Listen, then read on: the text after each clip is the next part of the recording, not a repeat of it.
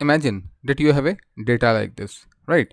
And you want to insert a blank row after every n number of rows. So let's say 5 in this case. Okay, so to do this we have to first put a serial number from first till last row. So I'm doing this like this.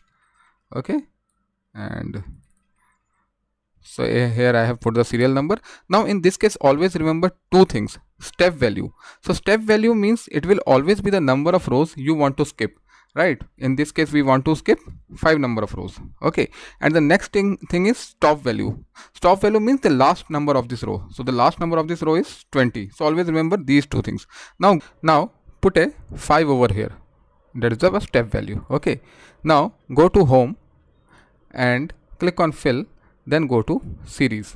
Over here select columns, and over here we have to write 5, and here we have to write the stop value, that is 20, and click on OK.